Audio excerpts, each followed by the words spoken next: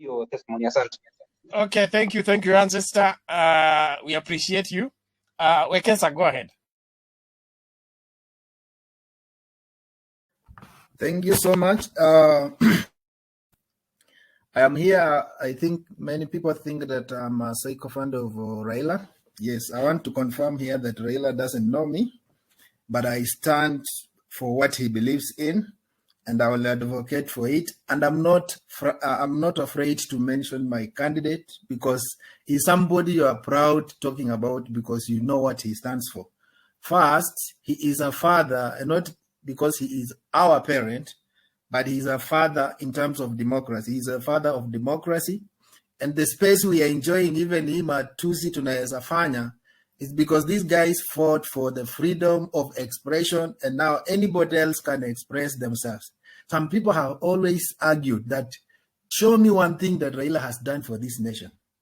And we say that there are qualitative and quantitative things. Just as on your body, you have arms that you can see, but you have liver that you can't see, yet the liver is more important. If you lose the liver, you can't survive, but you can lose one arm and continue existing.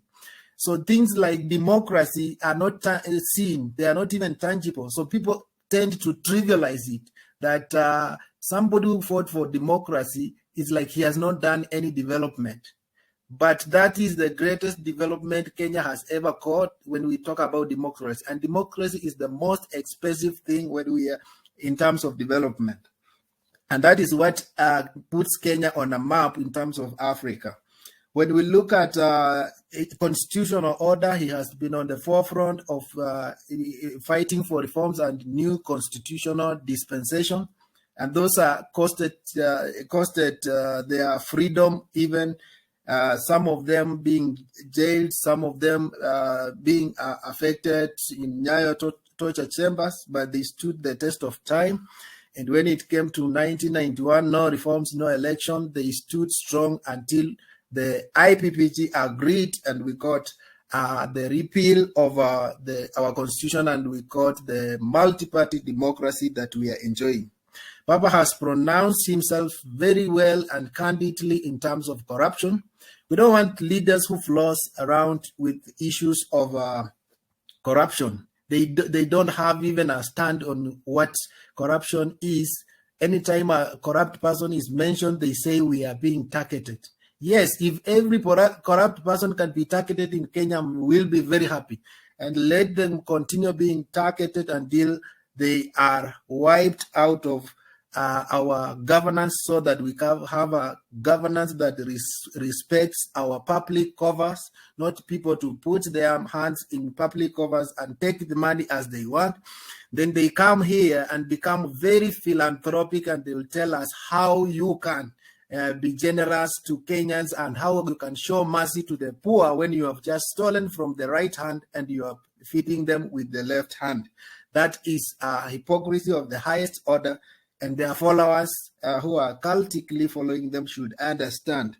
Baba is very forgiving, unlike other leaders who bear grudges. Baba, despite the things Kina Moi did for them, Baba forgave, and right now he has no problem with the Moi family. Right now he has no problem with the Kenyatta family, despite the historical grudges they have had. So he's a very forgiving man, unlike other people who you see them and you know it is revenge that is guiding them in their political pursuit. So we need a forgiving leader like Baba.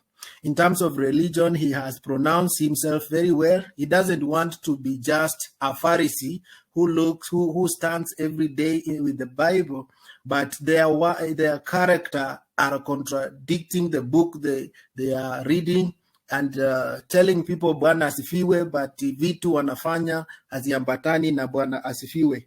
So he also told us he's a member of SEK. For those who have said that Baba has no religion, he is a member of SEK. When he was in prison, he was able to read the Bible from Genesis to Revelation. He understands the tenets of the faith, and he has never even been afraid to tell the clergies that it's wrong to accept corruption in church. So he has that moral fiber that he can even ask the clergies that let's have order even in our churches. Yeah, Baba has respects humanity. He has been against when that time the case of Sharon and Obado came up. He pronounced himself and he said that we need leaders who respect sanctity of life, and then taking away lives of people in their hands is wrong. But immediately after that, another leader was seen with the same Obado trying to protect him and showing political supremacy as if killing somebody is not something bad. We condemn such a leadership. Baba has pronounced himself well in terms of conservation of environment, and he advocated so much on conservation of Mau forest, but the other guys, they are okay when people encroach on the forest so long as they can protect their votes. They don't care about whether Kenya will have deforestation. Baba has pronounced himself on manufacturing. He advocates for made in Kenya, build Kenya, buy Kenya, and that is what makes me happy that if we vote him in, he will promote our manufacturing. He has pronounced himself on the reforms, and that's why the BBI is going on. And finally, I'll talk about Baba has pronounced himself in terms of gender, the women affairs, the youth affairs, and he has Kenya at heart, and he wants to see a prosperous Kenya. God bless you. Have a wonderful day if it's not night. Okay, thank you, Wekesa. Now, can we